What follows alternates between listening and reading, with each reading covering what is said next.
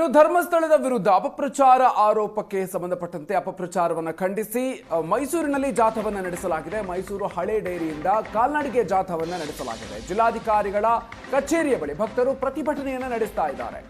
ನೂರಾರು ಸಂಖ್ಯೆಯಲ್ಲಿ ಭಕ್ತರು ಜಮಾಯಿಸಿದ್ದಾರೆ. ಅಪಪ್ರಚಾರ ನಡೆಸ್ತಾ ಇರುವವರ ವಿರುದ್ಧ ಕ್ರಮವನ್ನು ತೆಗೆದುಕೊಳ್ಳಬೇಕು ಅಂತ ಆಗ್ರಹಿಸ್ತಾ ಇದ್ದಾರೆ.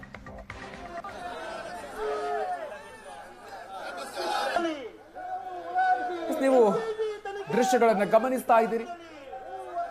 ಧರ್ಮಸ್ಥಳದ ವಿರುದ್ಧ ಅಪಪ್ರಚಾರ ನಡೆಸಲಾಗ್ತಾ ಇದೆ ಅಂತ ಹೇಳಿ ನೂರಾರು ಸಂಖ್ಯೆಯಲ್ಲಿ ಭಕ್ತರು ಈಗ ಮೈಸೂರಿನಲ್ಲಿ ಪ್ರತಿಭಟನೆಯನ್ನ ನಡೆಸ್ತಾ ಇದ್ದಾರೆ. ಮತ್ತೊಂದು ಕಡೆಯಲ್ಲಿ ಕಾರ್ಯಾಚರಣೆಗೆ ಸಂಬಂಧಪಟ್ಟಂತ ನೇರ ದೃಶ್ಯಾವಳಿಗಳನ್ನು ಕೂಡ ನೀವು ನೋಡ್ತಾ ಇದ್ದೀರಿ.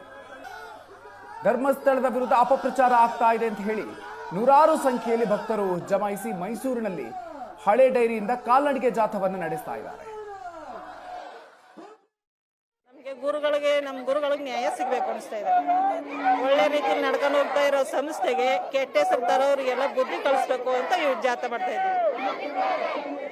ಧರ್ಮಸ್ಥಳದ ಪರವಾಗಿ ಅಪಪ್ರಚಾರ ಆಗ್ತಾ ಇದೆ ಅಂತ ನಮ್ಮ ಧರ್ಮಸ್ಥಳ ಒಳ್ಳೇದಾಯ್ತದೆ, ಅದಕ್ಕೆ ನಮ್ಗೆ ಇದು ಬರ್ಲಿ ಅಂತ ನಾವು ಬಂದಿದ್ದೀವಿ ಅಷ್ಟೇ ಸರ್. ಒಂದು ಊರಲ್ಲಿ ಒಂದು ಸಮಾಧಿ ತೆಗಿಬೇಕು ಅಂದ್ರ ಕಮ್ಮಿ ಅಂದ್ರೆ ಒಂದು 5 ಜನದಿಂದ 10 ಜನ ಬೇಕು. ಅದ್ಯಾವ ನಾವು ಭೀಮ್ನಂತ ಅವನು ನಾನು ನೂರಾರು ಹೆಣನ ಒಬ್ಬನೇ ಊತಾಕನಿ ಅಂತ ಹೇಳ್ತಾನಲ್ಲ, ಅದರಲ್ಲಿ ಎಷ್ಟು ಸತ್ಯ ಇದ್ದದು ಅದನ್ನ ನೆಮ್ಕೊಂಡು ನಮ್ಮ ಧರ್ಮಸ್ಥಳಕ್ಕೆ ಕೆಟ್ಟ ಹೆಸರು ತರ್ತಾ ಇದ್ದಾರೆ. ಶೀಘ್ರದಲ್ಲೇ SIT ತನಿಖೆನ ನಿಲ್ಲಿಸಿ ಧರ್ಮಸ್ಥಳಕ್ಕೆ ನ್ಯಾಯ ಒದಗಿಸ್ಕೊಡ್ಬೇಕು ಅಂತ ಕೇಳ್ಕೊತಾ ಇದ್ದಾರೆ. ನಾವು ಚಂದ್ರವಡಿ ಗ್ರಾಮದವರು. ಈ ರಾಜಕೀಯ ವ್ಯಕ್ತಿಗಳು ಅವ್ರ ಬೆಳೆ ಬೇಯಿಸ್ಕೊಳ್ಳೋಕ್ಕೋಸ್ಕರ ಧರ್ಮಸ್ಥಳ ಮಸಿ ಬೆಳಕೋಸ್ಕರ ಮಾಡ್ತಾ ಇರೋ ತಂತ್ರ ಅಂತ ನಮ್ಮ ಅನಿಸಿಕೆ. ಅದಕ್ಕಾಗಿ DC ಅವ್ರಿಗೆ ನಮಗೆ ನ್ಯಾಯ ಒದಗಿಸ್ಕೊಡಿ ಅಂತ ನಾವು ಹೇಳಕ್ಕೆ ಇಚ್ಛೆ ಪಡ್ತೀವಿ. ಹೋರಾಟದ ಬಗ್ಗೆ ನಮ್ಮ ಅನಿಸಿಕೆ ನ್ಯಾಯ ಸಿಗ್ಬೇಕು ಸರ್. ಯಾವ ತರ ಅಂದ್ರೆ ಅಪಪ್ರಚಾರ ಮಾಡ್ತಾರಲ್ಲ, ಕಿಡಿಗೇಡಿಗಳ ವಿರುದ್ಧ ತನಿಖೆ ಮಾಡ್ಬೇಕು ಸರ್. ಇಲ್ಲಿ ಕೂಡ ಸಾಕಷ್ಟು ಜನರಿದ್ದಾರೆ, ಮಾತಾಡ್ಸೋಣ. ಅಮ್ಮ, ತಾವು ಎಲ್ಲಿಂದ ಬರ್ತಾ ಇದ್ದೀರಾ? ಈ ಒಂದು ಹೋರಾಟದ ಬಗ್ಗೆ ಏನ್ ಹೇಳ್ತೀರಿ? ಧರ್ಮಸ್ಥಳದ ಬಗ್ಗೆ ಅಪಪ್ರಚಾರ ಆಗ್ತಾ ಇದೆ ಅಂತ ಅನ್ಸುತ್ತೆ.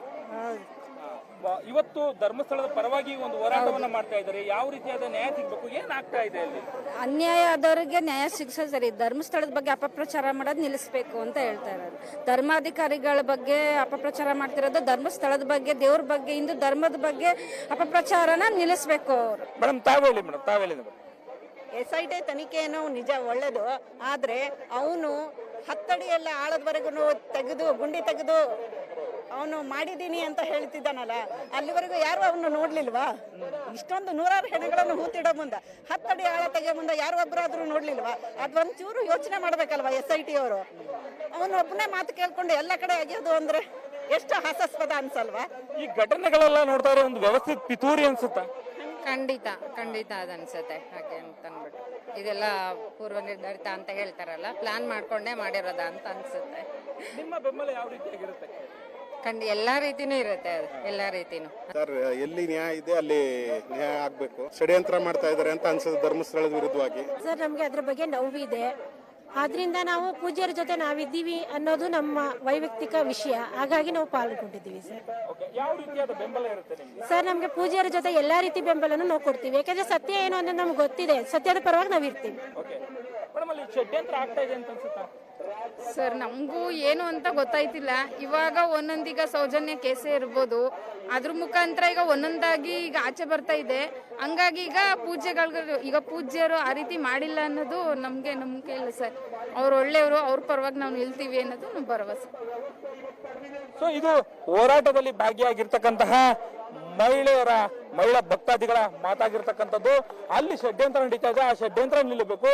ಏನೇ ಆದ್ರೂ ಕೂಡ ನಾವು ಪೂಜ್ಯರ ಜೊತೆಗಿರ್ತೀವಿ ಅನ್ನೋ ಒಂದು ಘೋಷವಾಕ್ಯವನ್ನ ಎಲ್ಲರೂ ಕೂಡ ಹೇಳ್ತಾ ಇದ್ದಾರೆ. ಕ್ಯಾಮ್ರಾ ಪರ್ಸನ್ ನವೀನ್ ಜೊತೆ ಮಧುನ್ ಚಿಂಕುಳಿ, SNT ಸುವರ್ಣ ನ್ಯೂಸ್, ಮೈಸೂರು.